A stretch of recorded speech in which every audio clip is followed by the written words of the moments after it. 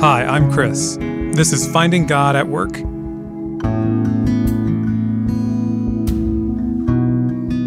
Just a reminder that Finding God at Work isn't just a podcast, it's also an online course. Check it out at findinggodatwork.org. Our current series is Meaningful Work: Calling, Formation, Service, and Love. Do you have any traditions at your workplace that are just about fun and joy and celebration? I hope so. I love things like this that just sort of like build team spirit in an optional but life-giving way. So a few years ago when I was on staff at a church, we had a tradition in the summers on Friday afternoons of taking a half-hour break to play 9 Square in the air because we had a 9 Square set from the church youth group.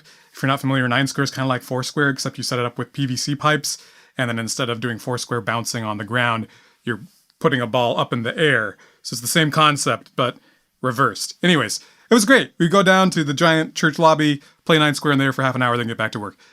That was so motivating for me. Now, it was optional. It wasn't required. If that's not your thing, you didn't have to do it. But it was a chance to blow off steam, to laugh, to use your body. A lot of wins in 9 Square in the air for me. Now, currently, in my role at the food bank, my team has a tradition of a Friday morning dance party. So Friday morning, 8:45 a.m., we go sometimes to the boardroom if there's not a meeting in there, and we make it a dance hall. And we pretend that we know what we're doing with dancing, moving our bodies to, Taylor Swift or, whatever the song of the day might be. And it's just a goofy way to start Friday. And again, it's like, oh, man, there's a little bit of joy in that. Sometimes we underestimate the importance of just enjoying our work. And I say that having been in the situation where sometimes you have a job that's really hard to enjoy. Sometimes you have a job that feels more like death than life, that feels like it's a form of suffering in itself. We'll circle back to that. But if there's opportunity in your work to just enjoy the work you're doing, that can be really good. It can be really good, among other things, for your work, for the mission of your workplace. A company, Boston Consulting Group, they did this study a couple years back, released it in 2024, and one of their findings was joy at work cuts attrition risk in half. They write, "We found that joy has an outsized impact on retention. Employees who enjoy their work are 49% less likely to say they would consider taking a new job than employees who don't enjoy their work." That's an intuitive finding, isn't it? If you're having a good time at work, you're less likely to go looking for something else. And so when we think about our own experience at work, if we are able to help ourselves have a better time at work, that's going to be good for our work and our workplaces. So in as much as we can do a good job while still having a good time, that's actually a good goal. It's good to have the goal of enjoying your work, of being joyful in your work. But in this series, as we've been talking about meaningful work, I kind of want to ask a question related to meaning, and that's how can you enjoy your work?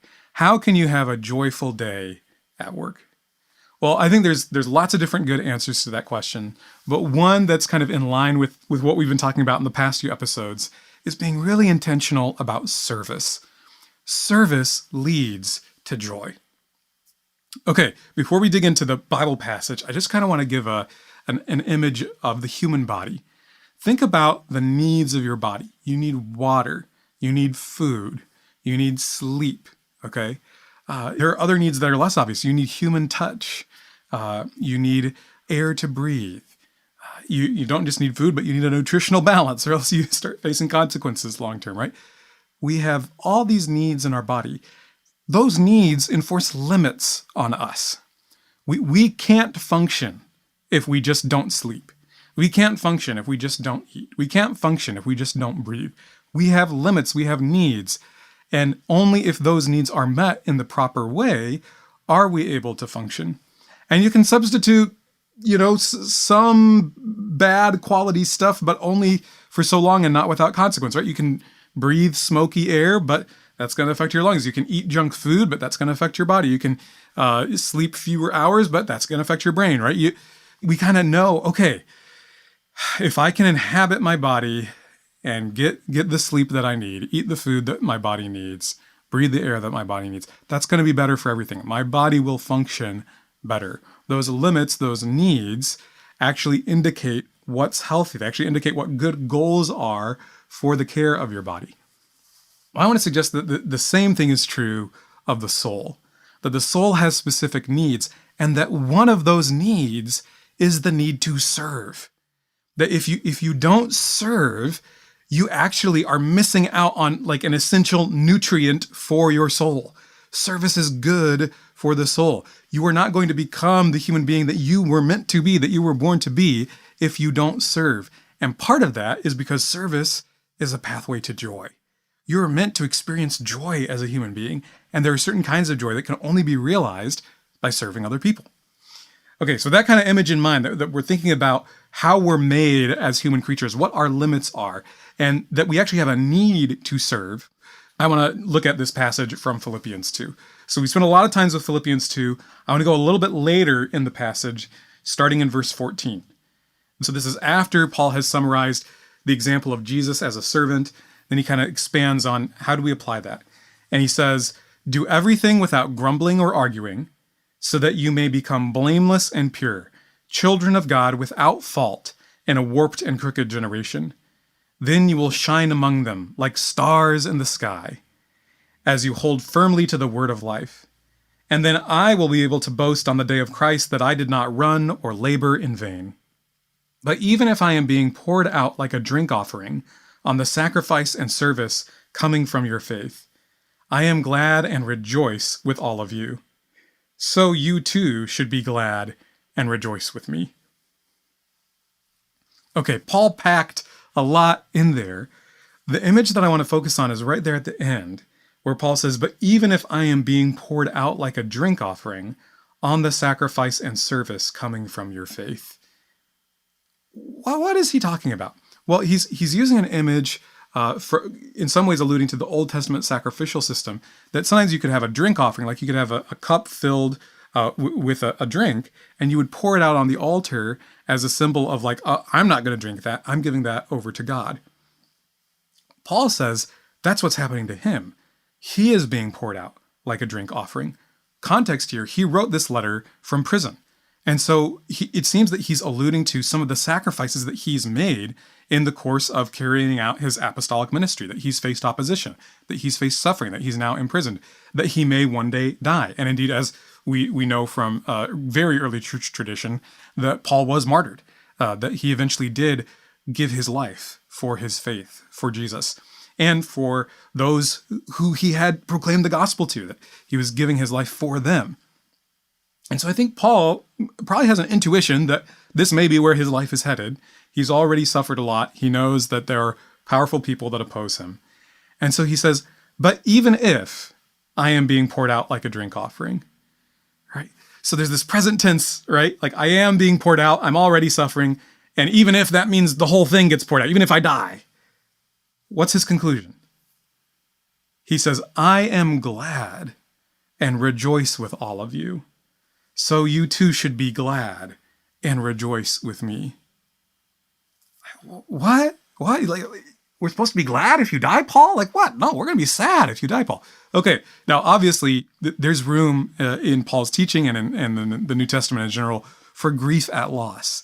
And yet mixed in with grief at loss is this kind of babbling brook of joy in light of eternity. Right? Paul is saying, even if I give up my life for you, there's still occasion for joy implicitly because of the hope of resurrection. Because this gospel that we've preached to you is true, that Jesus rose from the dead, and so someday I will rise from the dead, someday you will rise from the dead. That means that we can rejoice even if we have to sacrifice it all, even if we're poured out like a drink offering, there's ultimately joy. Okay, so I want to lean into this image, okay, and then put it kind of alongside that earlier image of like the limits of the body, right? We think about our body like we need to drink water, we need to breathe air, etc. Okay, those are limits. We think about our soul. Our soul needs to serve. There's certain kinds of joy that we can only experience if we serve. And that's true even when the service is painful, even when the service is sacrificial, even when the service costs us our lives. Okay, so this is kind of the gospel paradox, right? That on the one hand, I'm saying if you want joy, if you really want joy, you got to serve other people. But this is not just some sort of like wishy-washy therapeutic, like, yeah, volunteer every once in a while and you'll feel better, right?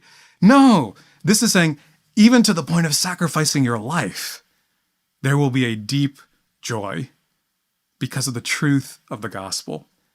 That's what Paul is modeling and encouraging in this passage. He's saying, look, this is how it's supposed to work. And what's the offering being poured out on? He says, even if I'm being poured out like a drink offering, on the sacrifice and service coming from your faith.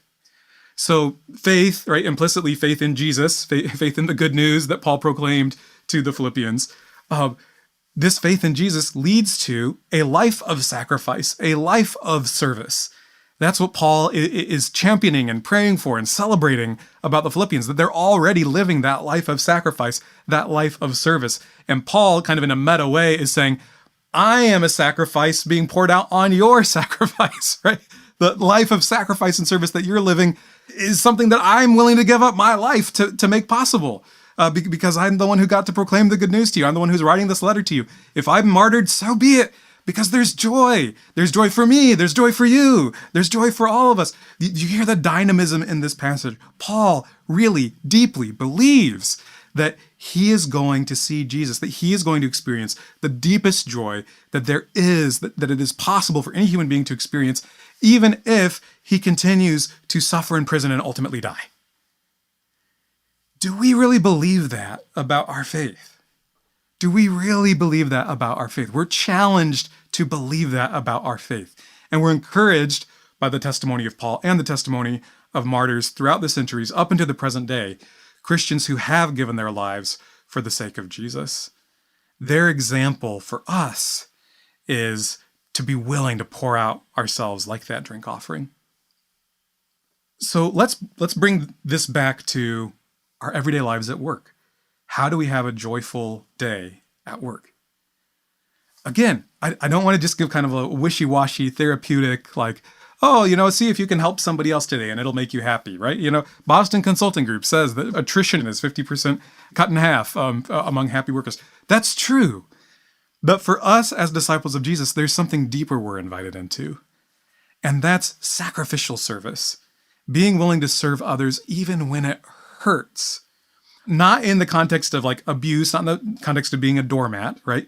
But willingly, us ourselves embracing sacrifice, even when it hurts, because we have a bigger vision of the reward that's awaiting us. We're willing to give up more because we know we're going to be rewarded for it. We know that there's joy coming, and we know that we'll experience that joy even as we go along. So I would invite you, consider in your workplace, is there any way to sacrifice, to serve, that might hurt a little bit? It might cost a little bit. And again, it's going to depend on your situation what that is, but maybe it hurts because it requires humility, or maybe it hurts because it requires courage, like we talked about in earlier episodes. Maybe it hurts because it's foregoing an economic opportunity or an opportunity to burnish your reputation. Maybe it hurts because it means rearranging your schedule to do something a little bit inconvenient, or maybe a lot of bit inconvenient, because it's the right thing to do. We're used to figuring out, okay, what's the maximum benefit I can get out of my job for the minimum effort, right? How can I min-max my job experience? And there's wisdom there about efficiencies and things like that. But sometimes the right thing to do just kind of sucks. And we just got to keep doing it. And sometimes it feels more like death than life. Sometimes it feels like being poured out like a drink offering. If we embrace it with faith, if we embrace it to love God and to love others, if we embrace it because it's the sacrifice that Jesus is inviting us into, we will know deep, deep joy as we say yes to it. Jesus, help us each to discern what you are asking of us. Show us how to make deep sacrifices, not in unhealthy ways, not in perverse ways, but in courageous and faithful and gentle and humble ways, trusting that you made us for joy and that it will be worth it. Jesus, do your work in us as we do our work with you. Amen. Thanks for listening. Finding God at Work is a production of Mission Central, a ministry based in Aurora, Illinois, dedicated to forming Christians for mission in everyday life. You can subscribe to the podcast wherever you listen to this episode to get 10 minutes of teaching on faith and work every Tuesday and Thursday. To get resources to go deeper with each podcast series, read our blog, and get info about upcoming courses on faith in the workplace, go to our website, missioncentral.church.